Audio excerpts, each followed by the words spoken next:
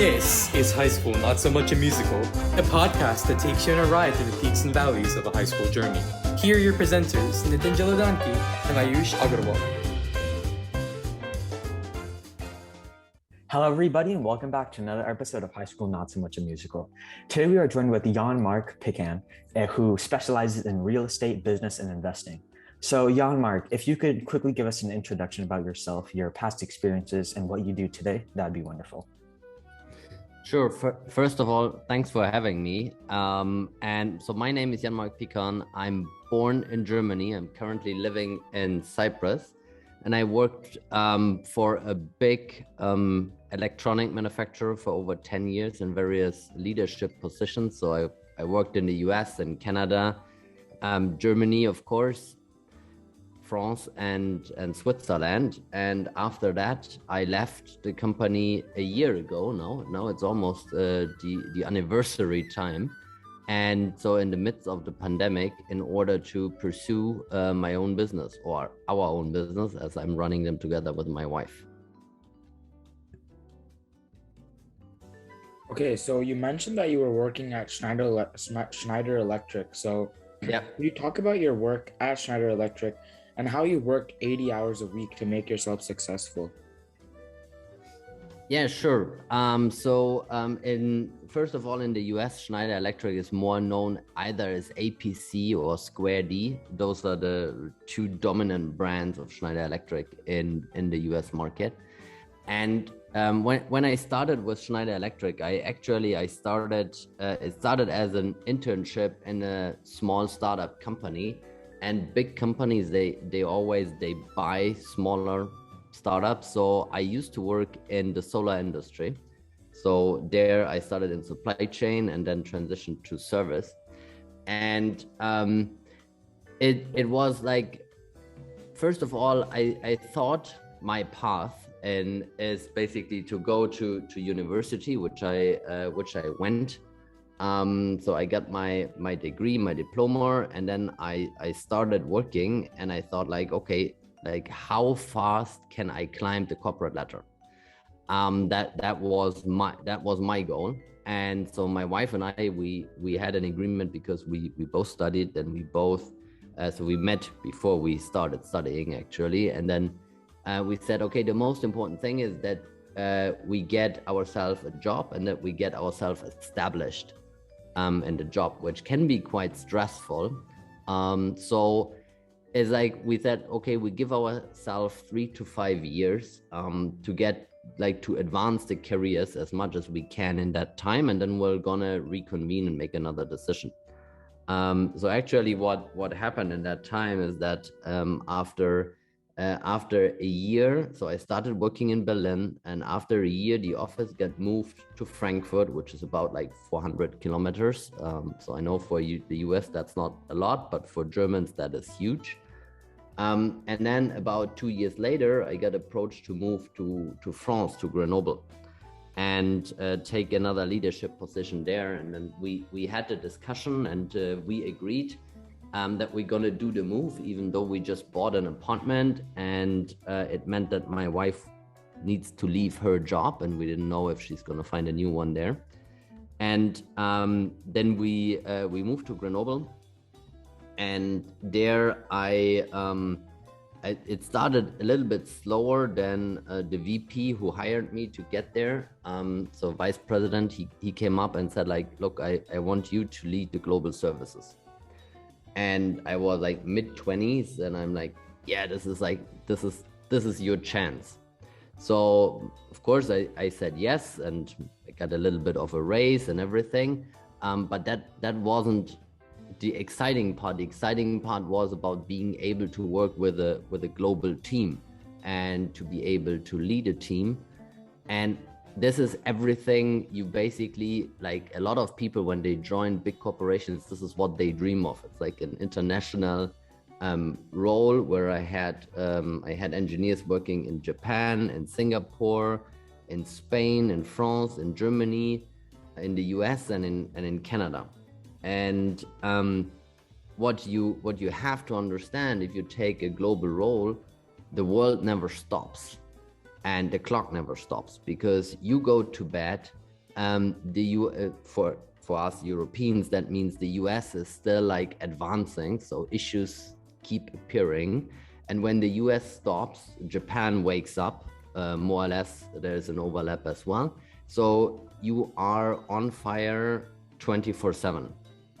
And you can't really stop because you will have emergency calls at night, especially if you work in services, if something goes wrong.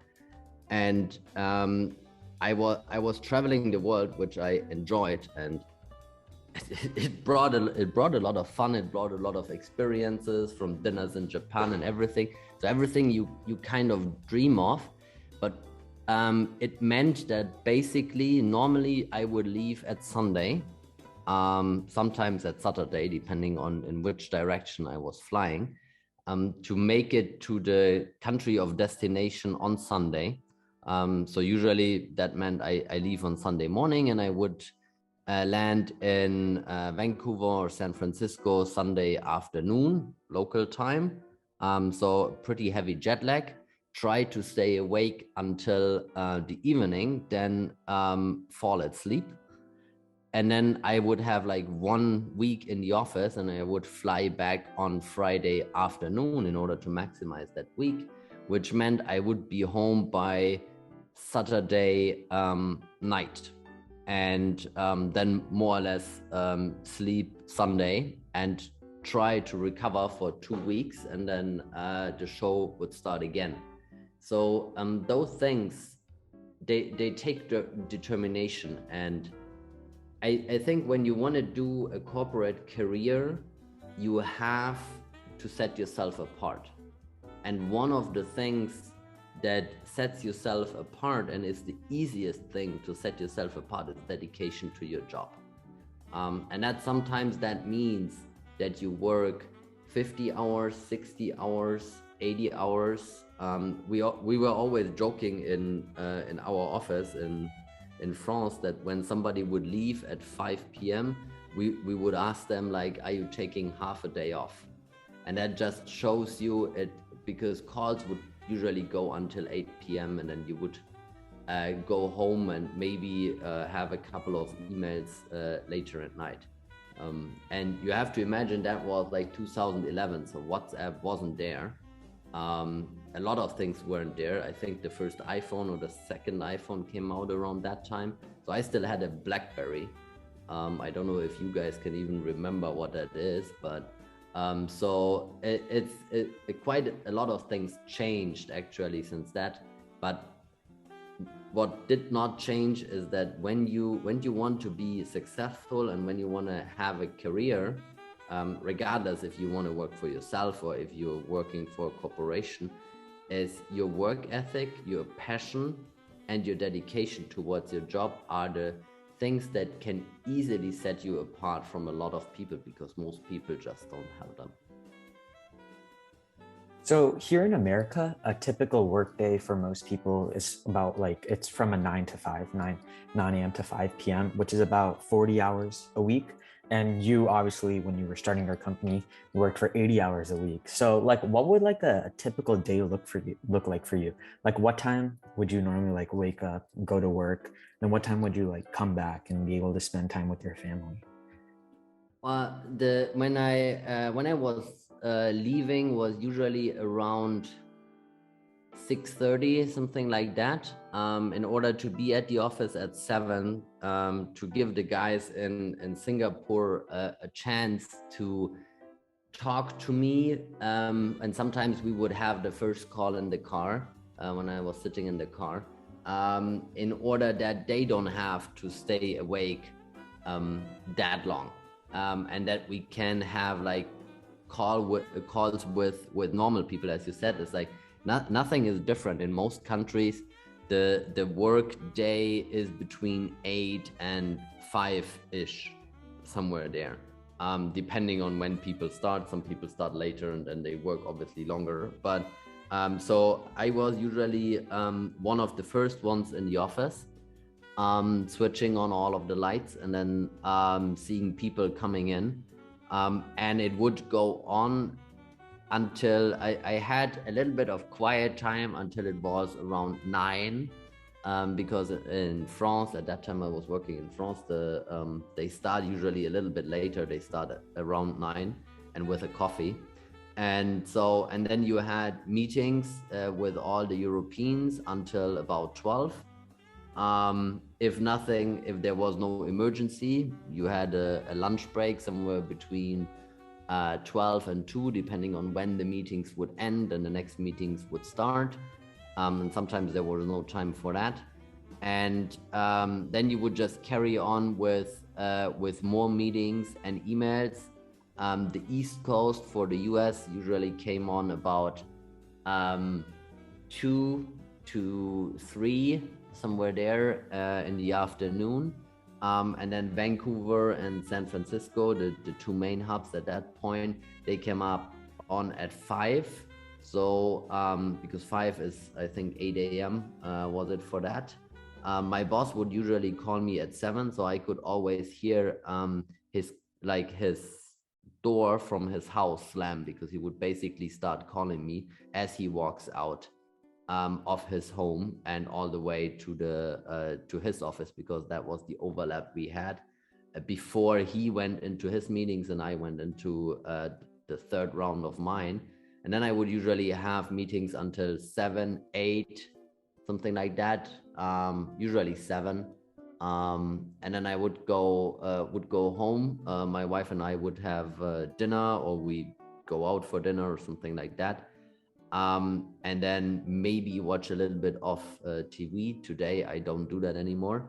And then I would answer a couple of emails or text messages. Again, I'm thankful that at that time we didn't have WhatsApp, because probably that would just have blown up my phone. And then I would go to bed somewhere around 11, 12, having a last glance at the text messages just to see if there's something urgent I need to take care of.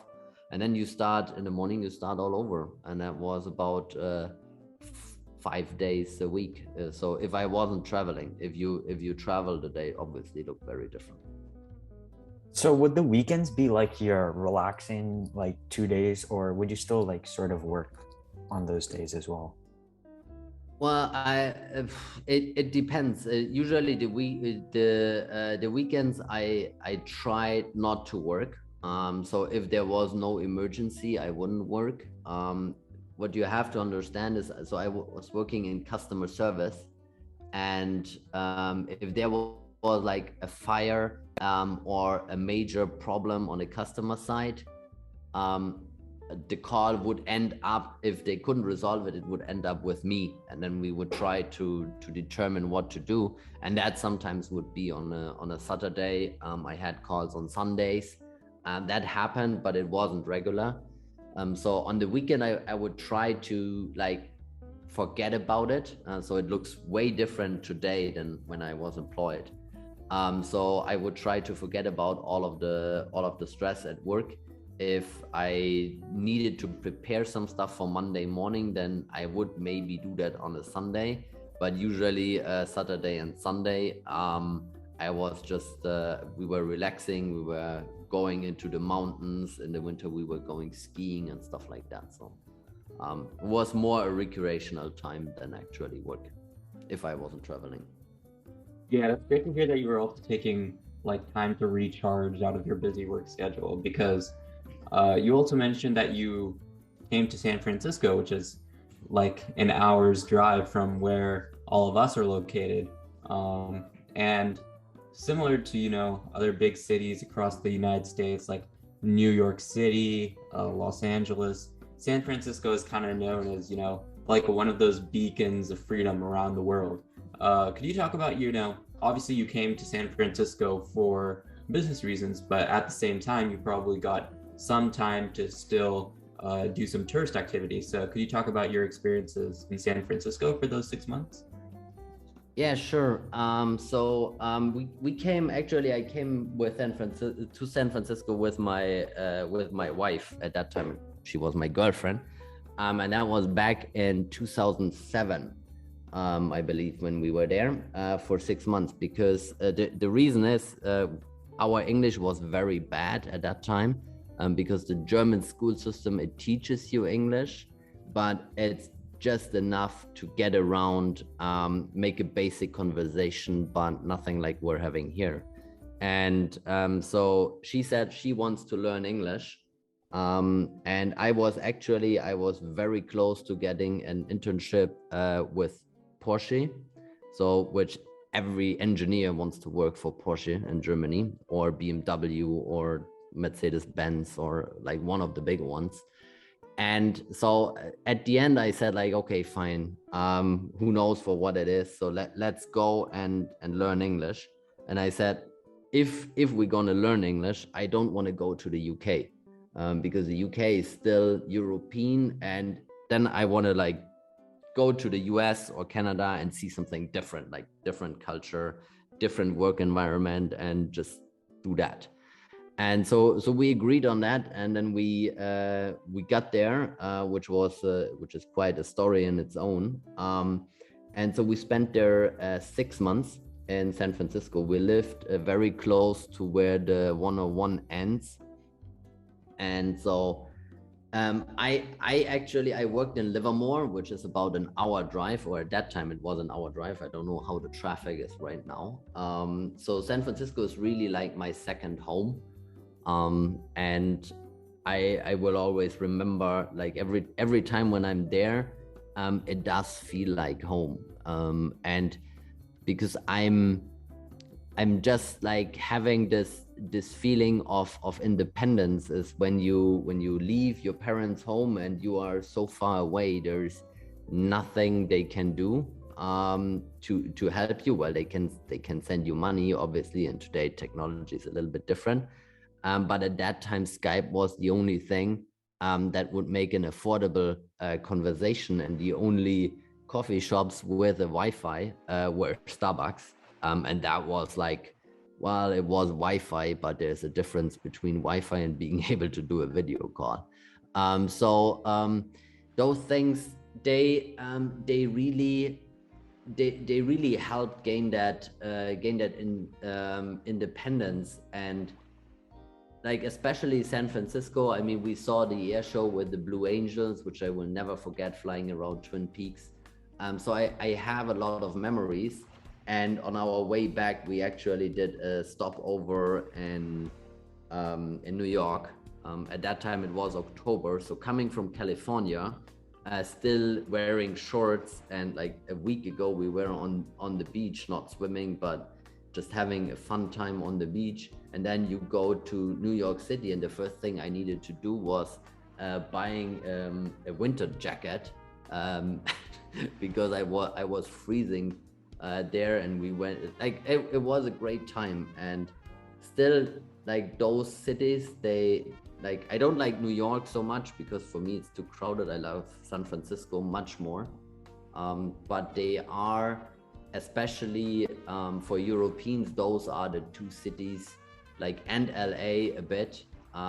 Everyone wants to go to LA until they have been there.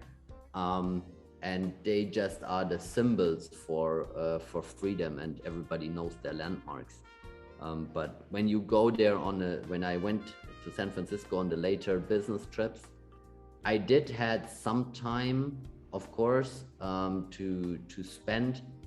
But what you have to understand is when you go on business trips, everybody thinks like, oh yeah, you have been to Thailand, you have been to the Philippines, to Japan, but you don't see much. You fly in, you see an airport, and after you have seen airports, they all look the same. They all have the same shops from New Delhi in India, Bangalore, whatever. They all have the same kind of brands, the same stuff is there, kind of the same food.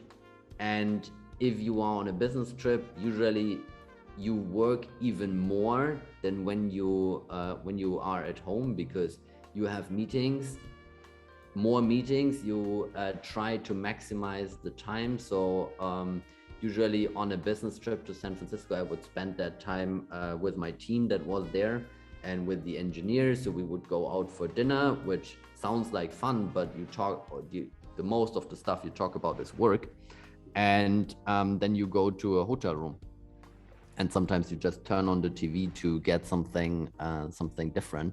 But So on business trips, at that time, the only cool thing was that we were asked to have like one Saturday night between the flights, because it would make intercontinental flights cheaper, which meant that the company would pay for Saturday or Sunday for the hotel, because it was cheaper than the flight. And so you got to enjoy a day of sightseeing, which whenever I was in Livermore or in San Francisco, I would usually go to the beach and just enjoy some quiet time, or drive around, depending on the car I got. If I got an upgrade, yes. If I didn't get an upgrade, it didn't make so much fun to drive around.